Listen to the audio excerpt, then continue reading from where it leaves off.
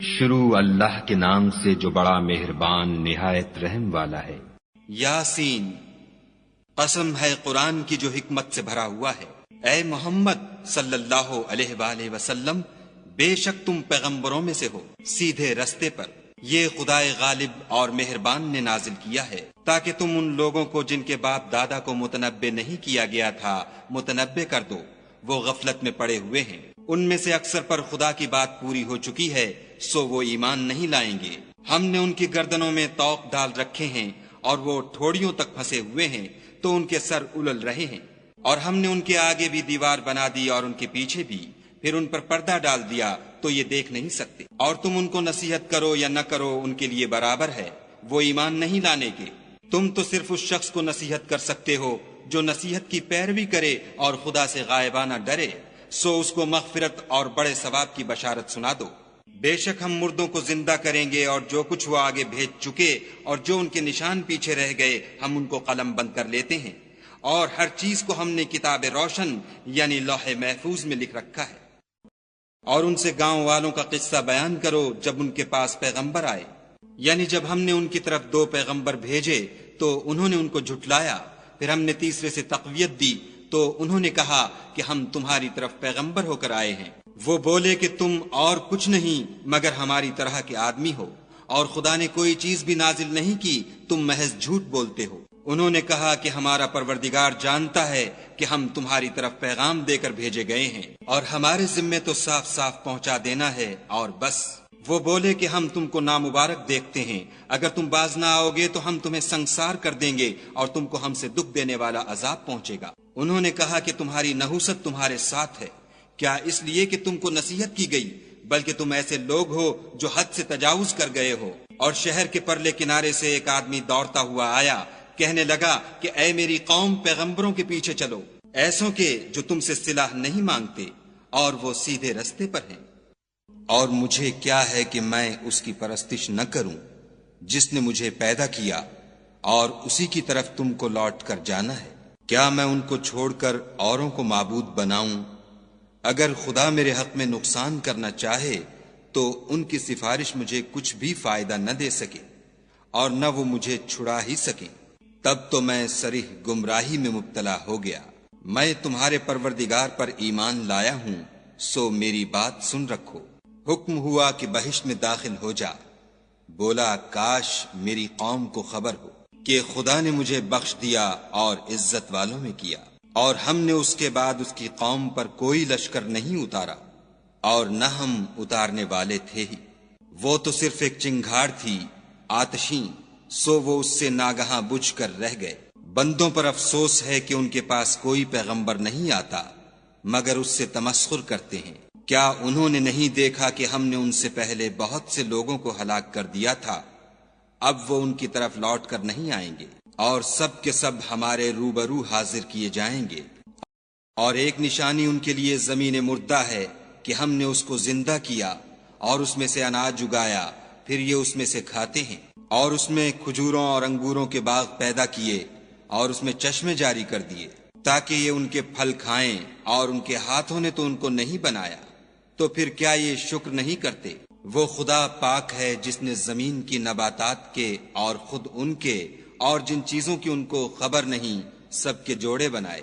اور ایک نشانی ان کے لیے رات ہے کہ اس میں سے ہم دن کو کھینچ لیتے ہیں تو اس وقت ان پر اندھیرا چھا جاتا ہے، اور سورج اپنے مقرر رستے پر چلتا رہتا ہے۔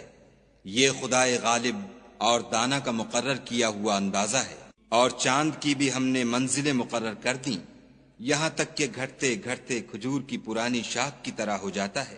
نہ تو سورج ہی سے ہو سکتا ہے کہ چاند کو جا پکڑے، اور نہ رات ہی دن سے پہلے آ سکتی ہے، اور سب اپنے اپنے دائرے میں تیر رہے ہیں۔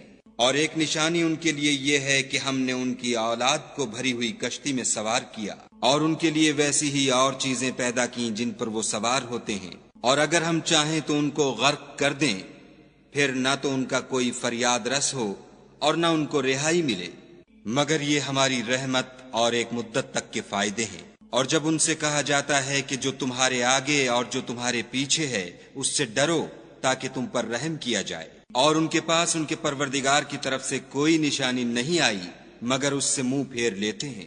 اور جب ان سے کہا جاتا ہے کہ جو رزق خدا نے تم کو دیا ہے اس میں سے خرچ کرو، تو کافر مومنوں سے کہتے ہیں کہ بھلا ہم ان لوگوں کو کھانا کھلائیں جن کو اگر خدا چاہتا تو خود کھلا دیتا، تم تو صریح غلطی میں ہو۔ اور کہتے ہیں اگر تم سچ کہتے ہو تو یہ وعدہ کب پورا ہوگا؟ یہ تو ایک چنگھاڑ کے منتظر ہیں جو ان کو اس حال میں کہ باہم جھگڑ رہے ہوں گے آ پکڑے گی، پھر نہ تو وصیت کر سکیں گے اور نہ اپنے گھر والوں میں واپس جا سکیں گے۔ اور جس وقت سور پھونکا جائے گا یہ قبروں سے نکل کر اپنے پروردگار کی طرف دوڑ پڑیں گے، کہیں گے اے ہے ہمیں ہماری خوابگاہوں سے کس نے جگا اٹھایا؟ یہ وہی تو ہے جس کا خدا نے وعدہ کیا تھا اور پیغمبروں نے سچ کہا تھا۔ صرف ایک زور کی آواز کا ہونا ہوگا کہ سب کے سب ہمارے روبرو آ حاضر ہوں گے۔ اس روز کسی شخص پر کچھ بھی ظلم نہیں کیا جائے گا اور تم کو بدلہ ویسا ہی ملے گا جیسے تم کام کرتے تھے۔ اہل جنت اس روز عیش و نشاط کے مشغلے میں ہوں گے، وہ بھی اور ان کی بیویاں بھی سایوں میں تختوں پر تکیے لگائے بیٹھے ہوں گے، وہاں ان کے لیے بیوے اور جو چاہیں گے موجود ہوگا۔